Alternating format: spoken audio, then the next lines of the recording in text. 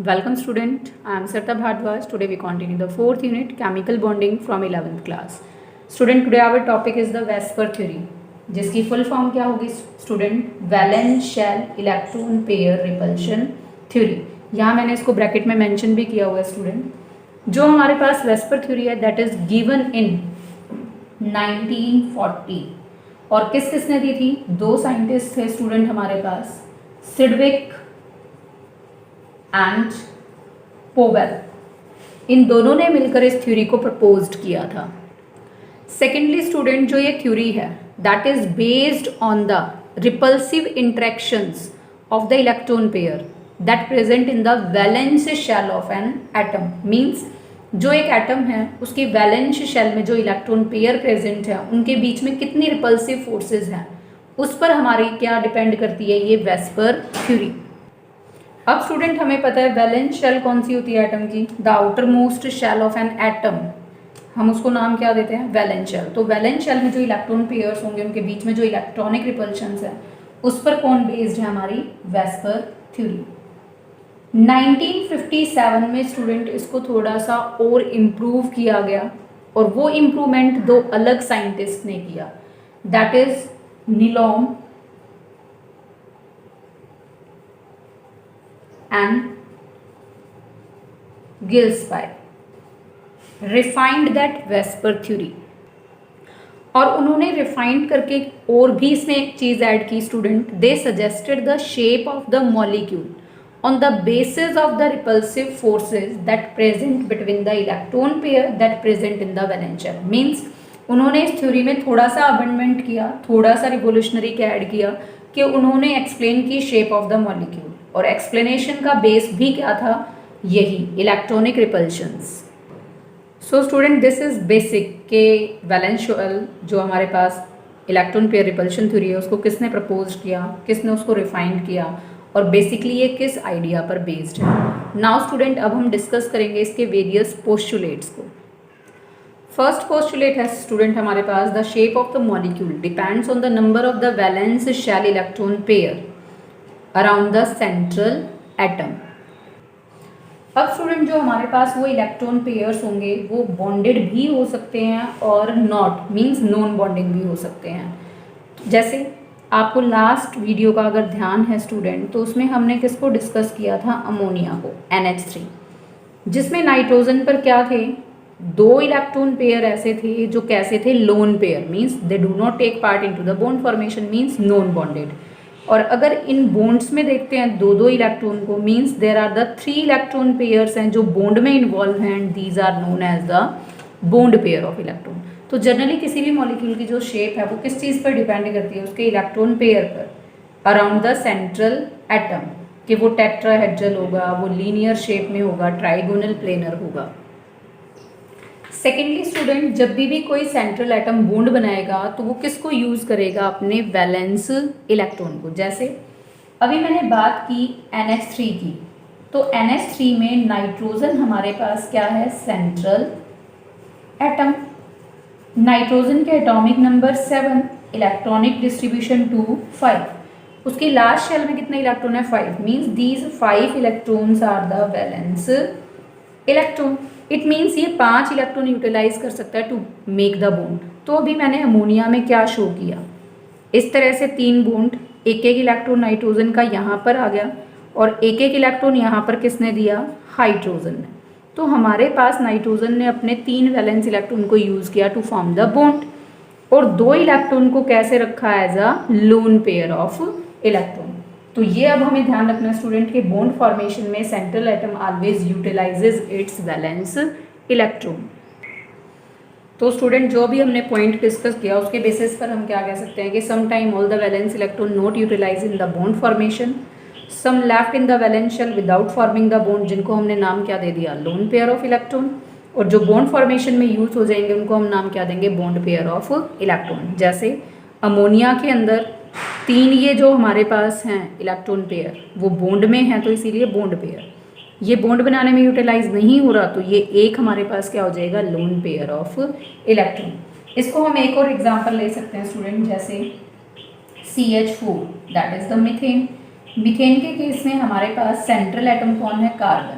Electronic distribution हमारे पास हो जाएगा स्टूडेंट 2 4। तो लास्ट में वैलेंस इलेक्ट्रॉन हमारे पास कितने हैं, 4। तो स्टूडेंट कार्बन के 4 वैलेंस इलेक्ट्रॉन 1 2 3 4। कितने हाइड्रोजन से सराउंडेड है, 4 से स्टूडेंट।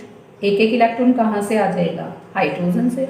तो in that case all the valence electron utilize to form the bond with the 4 hydrogen atoms. तो यहाँ पर सारे के सारे जो वैलेंस इलेक्ट्रॉन हैं वो किसकी फॉर्म में यूटिलाइज हो रहे हैं, as a bond pair of electron की फॉर्म में। ऐसे ही स्टूडेंट अगर हम एक और एग्जांपल लें किसका, वाटर का, तो वाटर में सेंट्रल एटम कौन है, ऑक्सीजन। ऑक्सीजन कितने हाइड्रोजन से जुड़ा हुआ है, 2 से। मींस एक एक इलेक्ट्रॉन कहाँ से आया, ऑक्सीजन से, और एक एक कहाँ से आया, हाइड्रोजन से। ऑक्सीजन के atomic number 8 student, electronic distribution 2 6। तो लास्ट शेल में कितने वैलेंस इलेक्ट्रॉन है, 6। अब यूटिलाइज तो इसने कितने किए, सिर्फ 2 इलेक्ट्रॉन को यूटिलाइज किया to form the bond with the 2 hydrogen. It means student जो इसके 4 इलेक्ट्रॉन बचे ऑक्सीजन के, वो कैसे बच गए, as a 2 lone pair of electron. तो वाटर में ऑक्सीजन पर क्या प्रेजेंट है, 2 लोन पेयर ऑफ इलेक्ट्रॉन्स, और 2 क्या है, बॉन्ड पेयर ऑफ इलेक्ट्रॉन्स। तो यहाँ से हमारे पास नेक्स्ट पोस्टुलेट क्लियर हो जाता है कि सभी इलेक्ट्रॉन पेयर हमारे यूटिलाइज नहीं होंगे to form the bond. Next हमारे पास पोस्टुलेट है स्टूडेंट, जो इलेक्ट्रॉन पेयर्स होंगे वैलेंस शेल में वो एक दूसरे को क्या करेंगे, रिपेल करेंगे। ऐसा क्यों, क्योंकि सारे के सारे जो इलेक्ट्रॉन पेयर है उन पर कैसा चार्ज है, नेगेटिव चार्ज, और like charges always repel each other. तो अब इसी पॉइंट को यूटिलाइज करके हम अपना नेक्स्ट पोस्टुलेट यहाँ से क्या निकालेंगे स्टूडेंट, कि इलेक्ट्रॉन पेयर इन रिपल्शंस को ओवरकम करने के लिए एक दूसरे से इतने डिस्टेंस अपार्ट पर होंगे कि उनके बीच में रिपल्शंस कम हो। रिपल्शंस कम होंगे तो ऑटोमेटिकली स्टेबिलिटी कैसी होगी, ज़्यादा। अब स्टूडेंट जो हमारे पास ये पॉइंट है कि उनके बीच में रिपल्शंस मिनिमम हो और स्टेबिलिटी मैक्सिमम हो, इतने डिस्टेंस अपार्ट पर हमें रखना है इलेक्ट्रॉन पेयर को। तो अब स्टूडेंट जो हमारे पास वैलेंस शेल है उसको हम कैसा मान के चलते हैं, स्फीयर की शेप में, मीन्स स्फेरिकल। अब मेरे पास मान लिया कि 2 इलेक्ट्रॉन पेयर हैं।